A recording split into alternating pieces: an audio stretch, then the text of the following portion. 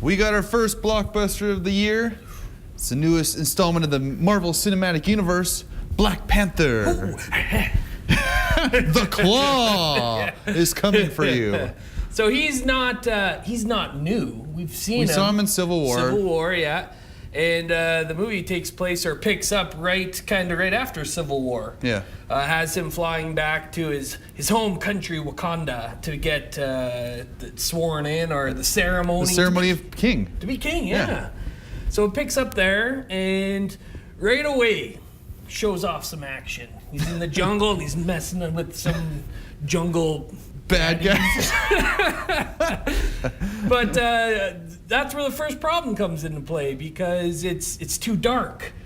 You have him in a black suit. You have the bad guys, the only light that you can see is from the muzzle flash from when they're shooting. So you have no idea what's going on. He's flipping around. It's being cool, but you don't get to see it. Yeah, there's a lot of, even the black suit in the dark is kind of hard to see. And even the second action scene, it was in nighttime.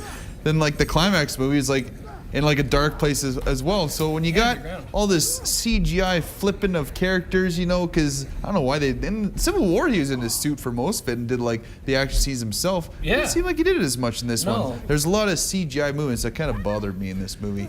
Yeah. Human CGI bothers me for some reason. Do as much as you possibly can. It's funny because you watch some clips, especially now, with the last act where they're fighting in the tunnel and stuff, and you can really tell. You can really point it out. You're like, ooh, that looks a little looks a little dicey. Yeah. So there's that.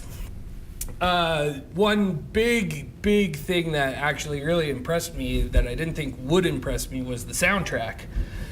I went in and I was like, when they were really promoting the movie and they're promoting the soundtrack because it has all these great musicians, and I'm like, oh, they're just rap artists. Rap? Get out of here. But no, not at all. It's very much African tribal music, and it really sets the scene for, because you really notice it during the battle scenes, and when it starts picking up, escalating, you're just like, oh, you start feeling it. One of my favorite parts of the movie was kind of the side characters that you see. Mr. Ross is back, Martin Freeman. He's always enjoyable in movies.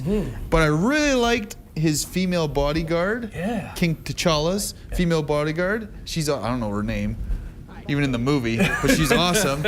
And his little sister's character. Something like that. Yeah. His little sister's character, she's like this genius who takes the vibranium that basically Wakanda is built around. You find out a vibranium meteor comes along, crashes on it, and they're more far ahead advanced than the rest of the world. Right. They think the rest of the world thinks they're some third world country. Secretly, you go through this veil, and Wakanda's just futuristic. Yeah. Which is very cool. But she's invented this technology. She's super smart, like Tony Stark is. Yeah. You mentioned the head of the guard. She was dynamite. Yeah, she's awesome. And then there was Lupita Nyong'o, who she ended up playing like a spy for Wakanda. But the action scenes overall just very cool when they weren't CGI, especially in the casino. The casino was dynamite. Yeah. Very cool. Overall, the story is decent. You have a very good villain in Killmonger, played by Michael B. Jordan. Not to be confused with the basketball player. That's what the B is for. B does not stand for basketball, people. Michael Basketball Jordan? Yeah, don't get confused here. But I felt he wasn't utilized enough. They had a lot of Ulysses Claw, Andy Serkis' character from Age of Ultron. You saw him a while ago. Yeah. But it seems like you kind of get a taste of Killmonger. Then the whole center of the movie is Claw, and then you get Killmonger bit at the end. Yeah, it felt like the movie was kind of split in half, where you had Ulysses Claw and then you had Killmonger. But at the same time, like you said, Killmonger just was not a big enough role. Claw, when you think about it, was in the majority of the movie. And which is unfortunate because everybody's saying Michael B. Jordan is one of the best villains up there with Loki, right? Just the way that Marvel portrays him, his story.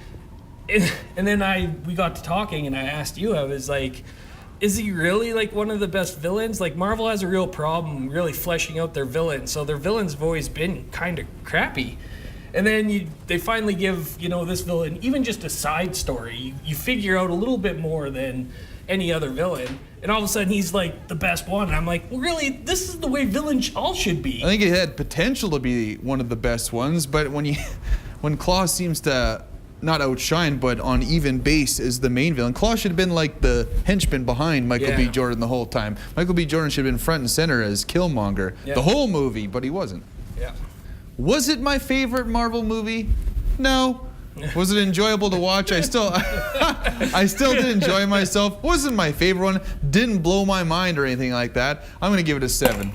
Yeah, you know what? I did enjoy it. I was pleasantly surprised. Like I said, that soundtrack, it really makes it for me. We've talked about soundtracks before. Music can make a movie, believe it or not. So when you're going with it. But for me, I enjoyed it a lot more than I thought I would. I'm going to give it an 8. An 8 and a 7?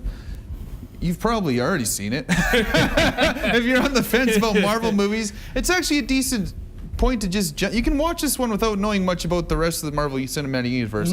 That's kind of good about a standalone movie like this, so they don't. I think they're setting it up for future, obviously. For future, but you don't need to see the 17 other ones to see Black Panther. That's for sure. Okay. Don't forget, go check out our Facebook page and give it a like. Give a like to the review of Black Panther. Leave a comment on what you thought of the movie, and any one of those things gets you entered to win a $10 gift certificate to Perkins Restaurant and Bakery.